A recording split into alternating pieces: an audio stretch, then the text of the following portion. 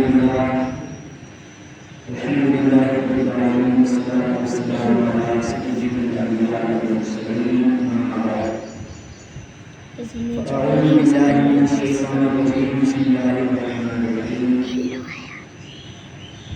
وإذ أخذنا ميثاقكم ورفعنا فوقكم الطور أو كما قال الله صدق الله مولانا العلي العظيم وبلغ رسوله ونحن على ذلك لمن الشاهدين والشاكرين والحمد لله رب العالمين رب اشرح لي صدري ويسر لي امري واحلل عقدة من لساني يفقهوا قولي رب يسر ولا تعسر وتمم بالخير ربي زدني علما حسبنا الله ونعم الوكيل نعم المولى ونعم النصير سبحان الله وبحمده سبحان الله العظيم وبحمده استغفر الله لي خمسة اطفي بها حرب الوباء الحاكمة المصطفى والمرتضى والناهما والفاطمة الہی بحق بنی فاطمہ کہ بر قول ایماں بنی فاطمہ اگر دعوتم رزقنی بر قبول درو دست دامان آل رسول گنج بخش فیض عالم مظہر نور خدا ناقصارہ پیر کامل کاملارہ رہنما غوث اعظم بمن بے سر و سامہ مدد قبلہ دی مدد کعبہ ایماں مدد کتب و احادیث میں درود و سلام پڑھنے کے بے شمار فضائل و برکات بیان کیے گئے ہیں۔ اللہ کی رسول سرور کائنات فخر موجودات سیاح افلاک صلی اللہ تعالی علیہ وآلہ وسلم کا فرمان شان ہے کہ جو بندہ مجھ پر جمعے کے دن 80 مرتبہ درود پاک پڑھے گا تو اللہ تعالیٰ اس کے 80 سال کے گناہوں کو معاف عطا فرمائے گا۔ یعنی درود پاک پڑھنے سے ہمارے آپ کے گناہ دھلتے ہیں، معاف ہوتے ہیں، کم ہوتے ہیں، اور سب سے بڑی بات یہ ہے کہ درود پاک پڑھنے والے پر اللہ تعالیٰ کی بے شمار رحمتوں کا نزول ہوتا ہے۔ اتنی رحمتیں ملتی ہیں درود پڑھنے والے کو کہ بندہ گمان بھی نہیں کر سکتا ہے، سوچ بھی نہیں سکتا ہے۔ اگر سوچنے بیٹھے گا تو اس کی سوچ جہاں پر ختم ہوتی ہے اللہ کی رحمت وہاں سے شروع ہونا شروع ہو جاتی ہے۔ اللہ کی رحمت وہاں سے شروع ہوتی ہے جہاں پر ہماری سوچ دم توڑ دیتی ہے۔ تو لہٰذا ہمیں اور آپ کو چاہیے کہ درود پاک کی کثرت کرتے رہیں، درود پاک کا ورد کرتے رہیں، درود پاک کو پڑھتے رہیں۔ تو آئیے کچھ سننے اور سنانے سے قبل سرکار نامدار، مدینے کے تاجدار، دو عالم کے مالک و مختار، کالی کالی گملی میں چھپانے والے آقا، لمبے لمبے ہاتھوں سے بھیگ دینے والے آقا، شفاعت دلانے والے آقا، مغفرت کرانے والے آقا، جنت میں ساتھ لے جانے والے آقا، جہنم سے باہر نکلوانے والے آقا، جناب احمد مجتبیٰ محمد مصطفیٰ صلی اللہ تعالی علیہ وآلہ وسلم کی پیاری پیاری بارگاہ بے کس پناہ میں ایک بار پورا مجمع بڑے ہی ادب و احترام کے ساتھ بارگاہ رسالت میں درود پاک کا ہدیہ پیش کریں اور پڑھیں بآواز بلند اللہم صلی علی سیدنا و مولانا محمد الکرم و آلہ الکرام و الکریم بارک وسلم صلاۃ و سلام علیک یا رسول اللہ دائما یا حبیب اللہ صلی اللہ تعالی علیہ وآلہ وسلم۔ محرم کا مہینہ ختم ہو چکا ہے اور محرم کے بعد مہینہ آتا ہے سفر کا۔ کون سا مہینہ؟ سفر۔ محرم اسلامی سال کا پہلا مہینہ ہے اور محرم کے بعد دوسرے مہینے کا نام ہے سفر۔ سفر کی آج 1 تاریخ ہے، آج سفر کی 1 تاریخ ہے، کل 30 محرم کی کل 30 تاریخ تھی، آج سفر کی 1 تاریخ ہے۔ یہ سفر کا جو مہینہ ہے بہت سے لوگ سمجھتے ہیں کہ یہ سفر کا مہینہ معاذ اللہ نعوذ باللہ منحوس ہوتا ہے۔ بہت سے لوگ یہ سمجھتے ہیں کہ سفر کا مہینہ کیا ہوتا ہے؟ منحوس۔ کہتے ہیں کہ سفر کے مہینے میں منحوسیت چھائی رہتی ہے، سفر کے مہینے میں کام خراب ہوتے ہیں، سفر کے مہینے میں کوئی نیا کپڑا نہ لو، سفر کے مہینے میں کوئی نیا کام نہ کرو، سفر کے مہینے میں کسی نئی جگہ نہ جاؤ. یہ فقط انسان کی جاہلانہ باتیں ہیں. شریعت کا اور دین کا ان سے کوئی تعلق نہیں.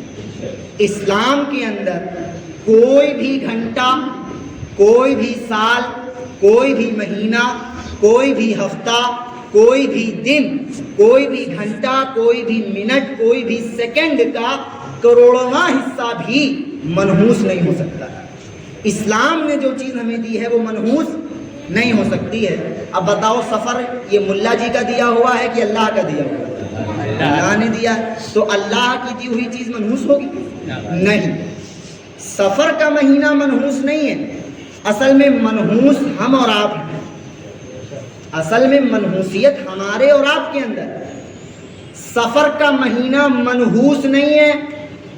وجہ یہ ہے کہ اگر سفر میں کوئی کام خراب ہو جائے تو آدمی سمجھتا ہے کہ سفر کا مہینہ منحوس تھا اس لیے کام خراب. نہیں جی، سفر کا مہینہ منحوس نہیں ہے، اس کی وجہ سے کام خراب نہیں ہوا. ورنہ آپ رمضان کو بھی کہہ دو کام خراب ہو جائے. رمضان میں اگر کھیت کی فصل نکلنی ہو اور فصل برباد ہو جائے تو کیا کہو گے؟ رمضان کا مہینہ خراب ہوتا ہے. اگر بائی چانس رمضان کے مہینے میں فصل نکلے اور خراب ہو کر کے نکلے، کوئی مطلب کی نہ ہو فصل، تو کوئی کہہ سکتا ہے کہ رمضان کا مہینہ تو منحوس ہے یار، اس میں تو فصل خراب ہو گئی. نہیں، جس طرح سے رمضان منحوس نہیں تھا، ہمارے گناہ رمضان کی وجہ سے، رمضان میں کرنے کی وجہ سے ان گناہوں کی سزا ہمیں ملی. یاد رکھنا، زندگی خود بھی گناہوں کی سزا دیتی ہے. ایسا نہیں ہے خالی مرنے کے بعد سزا ملے گی. نہیں، جو کیا ہے وہ دنیا میں بھی بھگتنا پڑے گا. ایسا نہیں ہے کہ مرنے کے بعد ہی سزا ملتی ہے. نا جی. تو پتہ چلا اگر رمضان میں ہم گناہ کریں تو رمضان میں بھی ہمیں گناہ کا بدلہ مل جاتا ہے. ٹھیک ہے، بات کو سمجھنا. رمضان کتنا مبارک مہینہ ہے، اتنا مبارک مہینہ، لیکن رمضان میں اگر ہم گناہ کریں تو اس گناہ کا بدلہ ہمیں رمضان ہی میں ملے گا، بعد میں نہیں. رمضان میں گناہ کیا تو رمضان میں گناہ کرنے کا بدلہ رمضان میں ہی ملے گا. تو پتہ چلا اگر رمضان میں گناہ کیا اور اس کا بدلہ ہمیں کوئی خراب ملا تو اس کا مطلب یہ نہیں ہے کہ رمضان کا مہینہ منحوس تھا. نا جی، تم نے جو گناہ کیا تھا اصل میں یہ گناہ منحوس تھا. اصل میں یہ گناہ منحوس تھا. اسی کے مقابل آپ دیکھیں، رمضان میں گناہ کرو تو رمضان کا مہینہ آپ کے لیے برباد ہو جائے. اور اگر سفر میں گناہ نہ کرو، سفر کے مہینے میں گناہ نہ کرو، تو جس طرح سے رمضان میں گناہ کرو تو رمضان برباد، سفر میں گناہ نہ کرو تو سفر آباد. رمضان میں گناہ کرو تو رمضان برباد اور سفر میں گناہ نہ کرو تو سفر آباد. پتہ چلا مہینہ منحوس تب ہوتا ہے جب ہماری زندگی منحوس ہو جاتی ہے، جب ہمارے گناہ اتنے بڑھ جاتے ہیں کہ ہمیں لگتا ہے کہ یہ ہمارا قصور نہیں ہے، یہ تو مہینے کا قصور ہے، یہ تو دن کا قصور ہے، یہ تو گھنٹے کا قصور ہے. نہیں، ایسا کچھ نہیں ہے. جو کچھ ہمیں ملتا ہے یہ ہمارے کیے کا بدلہ ہمیں دیا جاتا ہے، چاہے اچھا ملے یا برا ملے. کبھی کبھی جب برا ملتا ہے تو اللہ تعالیٰ ہمیں آزما رہا ہوتا ہے. ضروری نہیں ہے کہ اگر کسی انسان کے ساتھ برا ہو تو اس کا یہ مطلب ہے کہ اس نے کچھ برا کیا ہو تبھی برا ہو. نہیں، کبھی کبھی کسی انسان کے ساتھ برا نہ کرنے کی وجہ سے بھی برا ہوتا ہے. اللہ اسے آزماتا ہے کہ میں دیکھوں یہ میرا بندہ اس حالت میں ملا کے پاس جائے گا کہ اللہ کے پاس آئے گا. یہ اللہ تعالیٰ دیکھنا چاہتا ہے، پرکھنا چاہتا ہے. اللہ کو یہ دیکھنا ہوتا ہے کہ میرا بندہ جاتا کس کے پاس ہے. مالک کو سب پتا ہے، اللہ سب جانتا ہے کس کے پاس جائے گا، لیکن پھر بھی اللہ تعالیٰ امتحان لیتا ہے. فرمایا الذی خلق الموت والحیات لیبلوکم ایکم احسن عملا. یہ تم کو دنیا کی زندگی اور موت اس لیے دی گئی ہے تاکہ تم کو آزمایا جائے. احسن عملا، کون زیادہ اچھا عمل کرتا ہے، کون زیادہ اچھا عمل کرتا ہے. جس نے زیادہ اچھا عمل کیا ہوگا انشاءاللہ کامیابی اس کا مقدر بنے گی. تو بہرحال آج سفر کی ایک تاریخ ہے اور سفر کا مہینہ آج سے شروع ہو گیا. اب اسی سفر کے مہینے کے بعد ربیع الاول کا مہینہ بھی آ جائے گا. سفر کا مہینہ ختم ہوگا اور سفر کے مہینے کے فوراً بعد ربیع الاول کا مہینہ آئے گا. اور ربیع الاول کی 12 تاریخ کو کیا ہے؟ عیدوں کی عید، سب سے بڑی عید. اگر وہ عید نہ ہوتی تو رمضان کے بعد والی عید بھی نہ ہوتی. اگر ربیع الاول کی عید نہ ہوتی تو بقرعید بھی نہ ہوتی. اگر عید میلاد النبی نہ ہوتا تو نہ آپ ہوتے نہ میں ہوتا، کچھ نہ ہوتا. یہ جو دونوں عیدیں ہمیں ملی ہیں یہ عید میلاد النبی کے وسیلے سے ملی.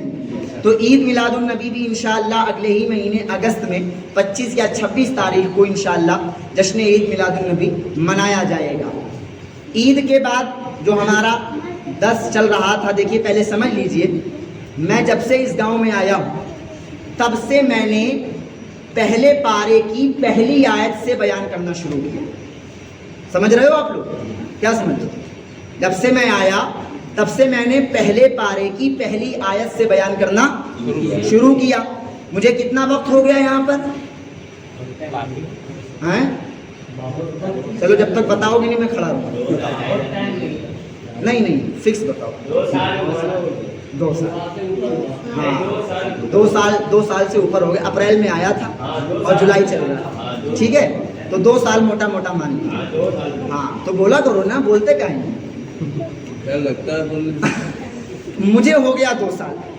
اب جب میں آیا تھا تو 23 اپریل کو میں آیا تھا اور 23 اپریل کو تھا منگل. 23 اپریل کو تھا منگل. دیکھو مجھے یاد کتنا پرفیکٹ ہے. 23 اپریل تھا، منگل کا دن تھا. 11:34 پہ میں نے آپ کی مسجد میں ختم کرنا. ٹھیک ہے، مجھے ایک منٹ گھنٹہ سب یاد ہے. تو منگل کا دن تھا، 23 اپریل کو میں آیا تھا. 23 منگل، 24 بدھ، 25 جمعرات اور 26. تو یعنی یہاں پر پہلا جمعہ مجھے کب پڑا؟ 26 اپریل کو. 26 اپریل کو مجھے پہلا جمعہ ملا. 26 اپریل سے لے کر کے 17 جولائی، 26 اپریل سے لے کر کے 26 اپریل 2024 سے لے کر کے 17 جولائی 2026 تک پہلی آیت سے بیان کرنا شروع کیا. اب جا کر آیت نمبر 93 آ پائی. اب جا کر آیت نمبر 93 آ پائی. پہلی آیت سے بیان کرنا شروع کیا تھا اور اب آیت نمبر کون سی چل رہی ہے؟ 93. تو آیت نمبر 93 کی نسبت سے اگر سب لوگ چندہ 93 دے دو تو کیا ہی بات ہے. چلو آیت بھی 93 اور چننے بھائی چندہ بھی 93 دے دیں گے تو سبحان اللہ، کیا ہی اچھا ہے. تو میں نے یہ بیان کرنا شروع کیا. اب بیچ میں جو کچھ مواقع آتے ہیں جیسے محرم. اب محرم کے 4 جمعے تو شہادت کے بیان میں چلے گئے. اس کے بعد آپ ربیع الاول دیکھیں، ربیع الاول کے 4 جمعے حضور کی شان پہ چلے جاتے ہیں. پھر 11ویں شریف کا مہینہ غوث پاک کی شان پہ جاتا ہے. پھر اس کے بعد جو مہینے ملتے ہیں، پھر رجب آ جاتا ہے خواجہ غریب نواز کی شان، پھر شب معراج، پھر شعبان آ جاتا ہے تو شب برات، پھر رمضان تو رمضان کے حوالے سے. تو بیچ میں جو درس ہمارا رک جاتا ہے اور موقع کی مناسبت سے جو بیان ہوتا ہے تو وہاں پر 10 میں روک دیتا ہوں. لیکن ابھی جیسے یہ مہینہ سفر کا ہے، اب اس میں کوئی اس طرح کی کوئی خاص فضیلت نہیں ہے، تو اب ہمارا دوبارہ سے وہ درس قرآن پاک کا چالو ہو جائے گا اور جو آیت چھوٹی ہوئی ہے اس آیت کو دوبارہ سے شروع کیا جائے گا. تو آیت نمبر 92 تک آپ نے سن لیا ہے. اب آیت نمبر 93 میں اللہ تعالیٰ ارشاد فرماتا ہے وَإِذْ أَخَذْنَا مِيثَاقَكُمْ وَرَفَعْنَا فَوْقَكُمُ الطُّورَ. اللہ نے فرمایا اور یاد کرو جب ہم نے بنی اسرائیل سے وعدہ لیا. وعدہ کیا لیا؟ وعدہ یہ لیا کہ اللہ تعالیٰ نے بنی اسرائیل کو ایک کتاب دی تھی. اس کتاب کا نام تھا توریت. کیا نام تھا؟ توریت. اور اس کا واقعہ آپ سن چکے ہیں. توریت کیسے آئی؟ حضرت موسیٰ طور پہ گئے، 40 دن رہے، 40 راتیں رہے، روزے رکھا اور روزے رکھنے کے بعد ان کو توریت ملی. اور توریت پہ جب وہ آئے تو دیکھا کیا کہ ان کی قوم ارے خاموش ہو جائیے بھائی، بیان نہ خراب کیا کریے. کیا کر رہے ہو یار؟ بیان کیوں خراب کرتے ہو؟ موبائل پکڑ دے. درود پاک پڑھیے اللہم صلی علی سیدنا و مولانا محمد بن عالم الجود والکرم و آلہ الکرام و ذویہ کریم وبارک وسلم. اب جب حضرت موسیٰ وہ توریت لے کر آئے تو دیکھا آپ کی قوم بچھڑے کی پوجا کر رہی ہے. تو حضرت ہارون کی داڑھی پکڑ کے ایک تماچا مارا، فرمایا میں نے تمہیں کہا نہیں تھا میری قوم کا خیال رکھنا؟ تو حضرت ہارون نے کہا حضور میں نے تو سمجھایا پر سمجھے تب نہ. میں نے تو کتنا سمجھایا پر سمجھتے نہیں ہیں. کتنا سمجھاؤ پر سمجھ میں آتا ہی نہیں ہے. حضرت موسیٰ کو توریت ایسے ملی. اچھا اب توریت بنی اسرائیل کو دی گئی، لیکن ہمارا والا حال، آپ کا والا حال جیسے ہمارا آپ کا ہے. ہمیں اور آپ کو کیا دیا گیا؟ کیا دیا گیا؟ قرآن. تو ہمارا آپ کا حال کیا ہے؟ قرآن وہ الماری میں سجا ہوا رکھا ہے، نہ اس کو پڑھنے کی توفیق ہے، نہ اس کو سمجھنے کی توفیق ہے، نہ اس کو اٹھا کر کے چھونے کی توفیق ہے، نہ اس کو چومنے کی توفیق ہے، نہ آنکھوں سے لگانے کی، نہ سر پہ رکھنے کی توفیق ہے۔ ہمارا آپ کے جیسا حال بنی اسرائیل کا تھا، توریت دی گئی، انہوں نے بھی الماری میں سنبھال کے رکھ دی، سجا کے رکھ دی، برکت کے لیے رکھ دی۔ اللہ نے فرمایا دیکھو ایسا ہے، اگر توریت پر عمل کرو گے تو یہ جو پہاڑ طور ہے نا، ایک پہاڑ تھا جس کا نام طور تھا، طور، کیا نام تھا؟ طور پہاڑ۔ اللہ نے فرمایا اگر تم نے توریت پر عمل کیا تب تو اچھا، لیکن اگر تم نے توریت پر عمل نہیں کیا تو یہ اس پہاڑ طور کو میں آسمان میں ہوا میں لٹکا دوں گا، اور لٹکانے کے بعد پوری قوم کے اوپر گرا دوں گا، پوری قوم کے اوپر گرا دوں گا اگر تم نے توریت کو قبول نہ کیا، توریت کے احکام پر عمل نہ کیا تو اس پہاڑ طور کو تمہارے اوپر ہوا میں لٹکا کر گرایا جائے گا۔ ٹھیک ایسا ہی ہوا۔ جب اللہ تعالیٰ نے دیکھا کہ بنی اسرائیل توریت پر عمل نہیں کر رہے تو اللہ تعالیٰ نے حضرت جبریل کو حکم دیا، فرمایا جبریل جائیے اور پہاڑ طور کو اپنے پروں پر اٹھا لیجئے، اور بنی اسرائیل سے میں کہتا ہوں کہ اگر تم نے عمل نہ کیا تو ابھی میں جبریل کے پر ہٹواؤں گا، اور جبریل کے پر ہٹنے کی دیری ہے کہ پہاڑ نیچے آ جائے اور سب کے سب پہاڑ کے نیچے دفن ہو جاؤ گے۔ ٹھیک ایسا ہی ہوا۔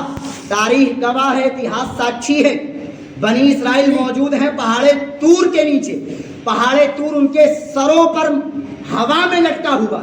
اب حضرت جبریل تو فرشتہ ہیں، دکھائی تو پڑیں گے نہیں، اب پہاڑ طور خالی دکھائی پڑ رہا کہ وہ ہوا میں لٹک، اتنا بڑا پہاڑ اور ہوا میں لٹک جائے تو انسان کا دیکھ کر ہی پیخانہ نکل آئے، وہ یہ سوچ کر ہی دنگ ہو جائے کہ یار یہ پہاڑ ہوا میں کیسے چلا گیا، یہ پہاڑ تو زمین میں گڑا ہوتا ہے، یہ ہوا میں کیسے گیا۔ لیکن بنی اسرائیل اتنی بدتمیز قوم تھی، اتنی بےہودہ قوم تھی کہ پہاڑ سر کے اوپر آنے کے باوجود بھی اس قوم کو ہیبت نہ آئی۔ اللہ نے فرمایا موسیٰ ان سے کہیے اگر یہ توریت پر عمل کریں تو پہاڑ کو رکھ دیا جائے، اور اگر نہ کریں تو گرا دیا جائے۔ اگر توریت پر عمل کریں تو رکھ دیا جائے جہاں رکھا تھا، اور نہ عمل کریں تو ان کے اوپر گرا دیا جائے۔ جب اللہ کا پیغام حضرت موسیٰ نے لوگوں کو سنایا، ڈر کے مارے ہاتھ جوڑ لیا، کہا نہیں ہم سب توریت پر عمل کریں، ہم سب توریت کو مانیں، ہم سب توریت کے احکام پر جا بجا بالکل پابند ہو جائیں۔ اب شریعت کا قانون ظاہر پر ہوتا ہے، ظاہر پر، دل میں کیا چل رہا ہے شریعت کو اس سے مطلب نہیں، یاد رکھنا یہ شریعت کا قانون ہے۔ دل میں ہمارے کیا ہے، شریعت اس پر روک نہیں لگاتی ہے، شریعت روک لگاتی ہے ظاہر پر۔ اگر ہمارے ظاہر میں کمی ہے تو شریعت روک لگائے گی، کوئی کسی کے دل میں نہیں بیٹھا ہے۔ اب زبان سے تو کہہ دیا بنی اسرائیل نے کہ ہم توریت پر ایمان لائے اور اس کے احکام پر عمل کریں گے، لیکن دل منافق بنا ہوا ہے، دل میں یہ سوچ رہے ہیں کہ نہیں جیسے ہی پہاڑ نیچے آ جائے گا ہم لوگ دوبارہ ہی پلٹ جائیں گے، دوبارہ اپنے وعدے سے پھر جائیں گے۔ اب چونکہ شریعت کا حکم ظاہر پر، جب لوگوں نے کہا کہ ہم عمل کریں گے تو اللہ نے فرمایا چلو ٹھیک ہے، جب عمل کرو گے تو توریت کو مضبوطی سے پکڑو، توریت کو مضبوطی سے پکڑو۔ اب مضبوطی سے پکڑنے کا مطلب یہ نہیں کہ کتاب رکھی ہے اور کتاب کو یوں کر کے پکڑ لیں، اسے کہتے ہیں مضبوطی، نہیں، یہ مضبوطی سے نہیں پکڑنا۔ مضبوطی سے پکڑنے کا مطلب یہ ہے کہ تمہارا کوئی بھی کام بنا توریت پڑھے ہونا نہیں چاہیے، تمہارا کوئی بھی کام بنا توریت پڑھے، اس طرح سے مضبوطی سے پکڑو۔ بنی اسرائیل نے دکھانے کے لیے تو پکڑ لیا، لیکن جیسے ہی پہاڑ اپنی جگہ پر آ کر کے ٹک گیا دوبارہ پھر بچڑے کی پوجا شروع، دوبارہ پھر سامری آ گیا، پھر اس نے بچڑا بنا دیا، پھر اس نے جان پھونک دی، پھر وہ بولنے لگا، پھر لوگ آگے کی پرساد چڑھانے لگے، ارے وہ خدا تو کیسا ہے جو 40 دن بھوکا رکھوائے، ارے یہ خدا تو ہم سے بولتا بھی ہے، یہ خدا تو ہم سے کلام بھی کرتا ہے، یہ خدا سچا ہے یا وہ خدا سچا ہے؟ تو ظاہر سی بات ہے جب خدا دین لیتا ہے تو عقلیں جھیل لیتا ہے، جب اللہ تعالیٰ انسان سے دین لے لیتا ہے تو اس کی عقل بھی لے لیتا ہے۔ اب ایک بچھڑے میں اگر جان آ گئی اور اس نے بولنا شروع کر دیا انسان کی طرح تو لوگوں نے خدا بنا لیا۔ آؤ دیکھو بنی اسرائیل نے توریت کو مضبوطی سے پکڑا نہیں، اور جنہوں نے پکڑا انہوں نے کافی دیر تک نہیں پکڑا، تھوڑی دیر پکڑا پھر چھوڑ دیا۔ لیکن آؤ مصطفیٰ جان رحمت کے قرآن کا حال دیکھو، سرکار کے اوپر جو کتاب نازل ہوئی ہے اس کتاب کی شان و عظمت کا حال یہ ہے کہ حضرت موسیٰ نبی اور اس نبی پر نازل ہو رہی ہے توریت. حضرت موسیٰ پر توریت نازل ہوئی، حضرت عیسیٰ پر انجیل نازل ہوئی، حضرت داؤد پر زبور نازل ہوئی. اور موسیٰ کی قوم کو توریت ملی، عیسیٰ کی قوم کو انجیل ملی، داؤد کی قوم کو زبور ملی. لیکن ملنے کے بعد آج دنیا کے کسی بھی کونے میں چلے جاؤ تو تمہیں توریت کا حافظ نہیں ملے گا، انجیل کا حافظ نہیں ملے گا، زبور کا حافظ نہیں ملے گا. لیکن اگر تم کسی بھی گلی میں چلے جاؤ تو آج گھر گھر میں حافظ قرآن تمہیں ملے گا، حافظ قرآن تمہیں دکھائی دے گا، قرآن کا حافظ تمہیں ہر جگہ نظر آئے گا. ارے توریت کو حفظ کرنے والے نہیں آئے، انجیل کو حفظ کرنے والے نہیں آئے، زبور کو حفظ کرنے والے نہیں آئے، لیکن قرآن کو 8 سال کا بچہ بھی اپنے سینے میں سما لیتا ہے، 7 سال کا بچہ بھی حفظ کر لیتا ہے، 7 سال کا بچہ بھی گھول کے قرآن کو پی جاتا ہے، سینے میں محفوظ کر لیتا ہے. یہ قرآن کی شان ہے، یہ قرآن کا مقام ہے. وجہ یہ ہے کہ اپنی کتاب کو یاد کرنا یہ بندے کی کوالٹی نہیں ہوتی ہے، یہ نبی کی کوالٹی ہوتی ہے. تو انجیل کو یاد کرنا یہ عیسیٰ کی کوالٹی، زبور کو یاد کرنا یہ داؤد کی کوالٹی، توریت کو یاد کرنا یہ موسیٰ کی کوالٹی. لیکن قرآن کو یاد کرنا یہ مصطفیٰ کی کوالٹی تھی. مصطفیٰ نے یاد کیا، مصطفیٰ نے فرمایا میں تو قرآن کو یاد ہی کروں گا، میرے پیچھے جو لوگ آنے والے ہیں وہ بھی قرآن کو یاد کرنے والے بن جائیں گے، وہ بھی قرآن کو حفظ کرنے والے بن جائیں گے، وہ بھی قرآن کو اپنے سینے میں سمانے والے بن جائیں گے. وجہ کیا ہے؟ آج آپ چرچ میں جائیے، چرچ سمجھتے ہیں گرجا گھر میں جائیے، وہاں آپ کو بائبل ملے گی. بائبل کیا ہے؟ بائبل انجیل ہے. یہی انجیل جو نازل ہوئی ہے اسی کو انگریزی میں بائبل کہا جاتا ہے. لیکن اب یہ انجیل وہ انجیل نہ رہی جو اللہ نے نازل کی تھی، کیونکہ اللہ نے انجیل میں یہ آیتیں نازل کی تھی کہ میرے نبی کا حلیہ ایسا ہے، میرے نبی آئیں گے تم ان پر ایمان لانا. اور عیسائیوں نے، یہودیوں نے انجیل اور توریت کی باتوں کو مٹا کر کے اپنی باتیں لکھ دی ہیں، جو کہ آپ ڈیٹیل کے ساتھ رمضان کے مہینے میں سن چکے ہو کہ یہودیوں نے کیسے توریت زبور کو بدل کر اپنی آیتیں اس میں شامل کی، اپنی آیتیں اس میں لگائیں. تو اب انجیل نہ رہی، توریت نہ رہی، زبور نہ رہی. آج 2000 سال کے بعد توریت بدل گئی، انجیل بدل گئی، زبور بدل گئی. لیکن کیا وجہ ہے کہ 1400 سال ہونے والے ہیں، قرآن آج تک نہیں بدلا ہے، قرآن آج تک نہیں بدلا ہے. الحمد سے لے کے والناس تک جیسا نازل ہوا تھا ایک حرف ویسا ہی موجود ہے. یہ الگ بات ہے، شیعہ لوگ کہتے ہیں کہ قرآن کے 30 پارے نہیں تھے، قرآن کے 40 پارے. قرآن کے کہتے ہیں کہ 10 پارے بکری کھا گئی، 10 پارے بکری کھا گئی. اب ان گھامڑوں کو کوئی بتائے کہ جس وقت قرآن نازل ہوا تھا تو کاغذ پہ نہیں لکھا جاتا تھا بلکہ پیڑ کے پتوں پہ لکھا جاتا تھا. انسان اپنے اپنے ہاتھوں میں لکھ لیتے تھے، اپنے کلائیوں پر، اپنے بازوؤں پر لکھ، کیونکہ اس وقت کاغذ قلم کی اتنی قیمت نہیں تھی، لوگوں کو میسر نہیں تھا. تو اگر یہ پارے تھے نہیں تو کھایا کس نے؟ پتا چلا قرآن کہتا ہے انا نحن نزلنا وانا لہ لحافظون. قرآن کہتا ہے، اللہ فرماتا ہے کہ قرآن کو نازل بھی ہم نے کیا ہے، قرآن کی حفاظت بھی ہم ہی کریں گے. نازل بھی ہم نے کیا ہے اور حفاظت بھی ہم ہی کریں گے.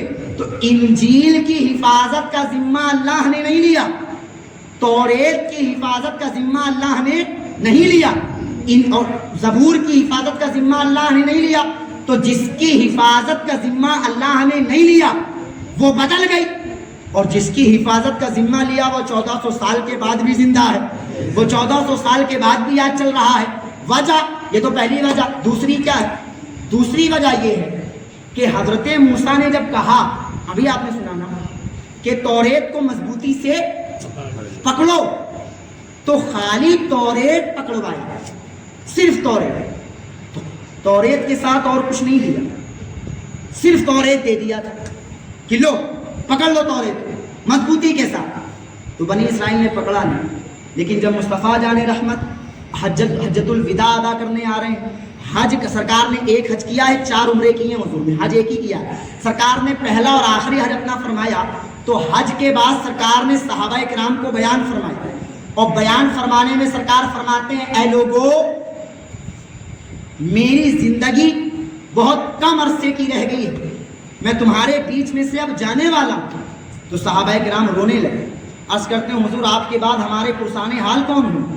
شریعت کا قانون کون سمجھائے گا؟ اسلام کی راہ پہ کون چلائے گا؟ دین کی بات کون بتائے گا؟ صحیح و غلط میں فیصلہ کون کرے گا؟ جائز اور ناجائز میں تمیز کون بتائے گا؟ حرام و حلال کا طریقہ کون سمجھائے گا؟ اگر آپ چلے جائیں گے تو سرکار نے فرمایا پریشان نہ ہو، میں تو جا رہا ہوں لیکن میں اپنے پیچھے دو بھاری چیزیں چھوڑے جا رہا ہوں، میں اپنے پیچھے دو بھاری چیزیں چھوڑے جا رہا ہوں۔ سرکار نے فرمایا ایک تو میں قرآن چھوڑے جا رہا ہوں اور دوسرا میں اپنے اہل بیت چھوڑے جا رہا ہوں۔ ایک قرآن چھوڑے جا رہا ہوں، دوسرا اہل بیت یعنی اپنے گھر والے چھوڑے جا رہا ہوں۔ یعنی پتا چلا اگر تم قرآن اور اہل بیت کا دامن تھامے رہو گے تو میرے جانے کے بعد بھی گمراہ نہیں ہو پاؤ گے، میرے جانے کے بعد بھی گمراہ نہیں ہو سکتے ہو۔ کب؟ جب تم قرآن اور اہل بیت کو پکڑے رہو، ایک ہاتھ میں قرآن کا دامن ہو، دوسرے ہاتھ میں اہل بیت کا دامن ہو۔ پتہ یہ چلا جو مقام قرآن کا وہی مقام اہل بیت کا، جو شان قرآن کی وہی شان اہل بیت کی، جو رتبہ قرآن کا وہی رتبہ اہل بیت کا، جو مرتبہ قرآن کا وہی مرتبہ اہل بیت کا، جو شان قرآن کی وہی شان اہل بیت کی۔ بس فرق یہ ہے کہ قرآن کو چھونے کے لیے جسم کا پاک ہونا ضروری ہے اور اہل بیت سے محبت کرنے کے لیے خون کا پاک ہونا ضروری ہے۔ اہل بیت سے محبت کرنے کے لیے اپنے خون کا جائز ہونا ضروری ہے۔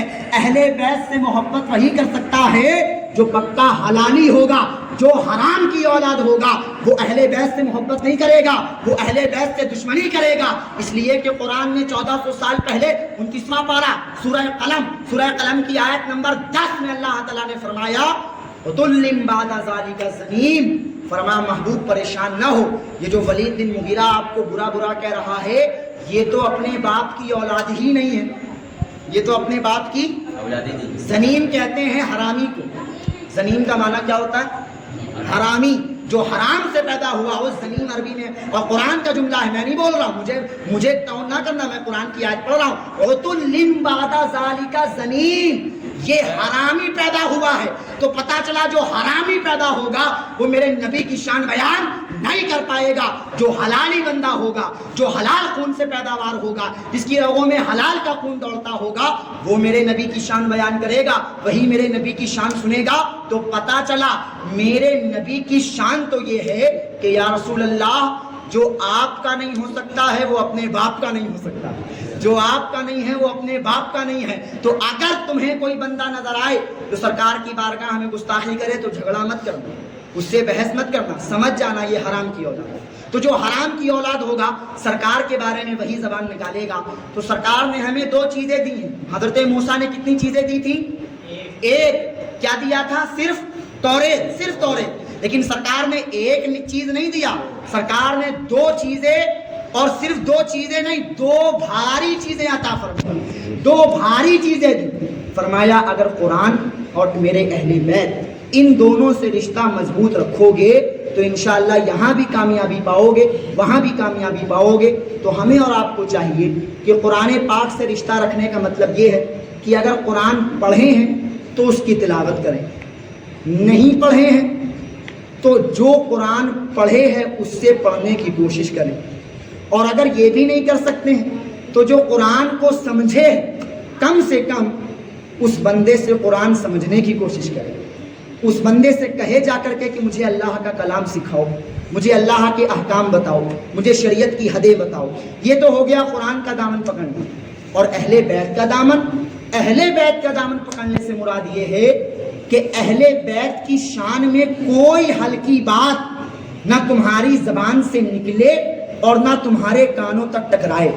اس لیے کہ سرکار فرماتے ہیں جس نے میرے اہل بیت سے محبت کیا اس نے مجھ سے محبت کیا، اور جس نے مجھ سے محبت کیا اس نے اللہ سے محبت کیا، جس نے مجھ سے پیار کیا اس نے اللہ سے پیار کیا۔ تو قرآن کا مطلب یہ ہے کہ قرآن کے احکام پہ عمل کرو، یہ ہے قرآن کا دامن پکڑنا۔ اور اہل بیت کا دامن پکڑنے کا مطلب یہ نہیں ہے کہ خالی نعرے کا جواب دے دو کہ غوث کا دامن نہیں چھوڑیں گے، خواجہ کا دامن نہیں چھوڑیں گے۔ نہیں، دامن چھوڑنے کے لیے پہلے پکڑنا ضروری ہے۔ جب پکڑو گے تبھی تو چھوڑو گے، جب پکڑے نہیں ہے تو چھوڑو گے کہاں سے؟ آپ کہہ رہے ہو چھوڑیں گے نہیں، تم پہلے چھوڑے ہو گے۔ تم پکڑے کب ہو؟ چھوڑا تب جاتا ہے جب بندہ پکڑے ہو۔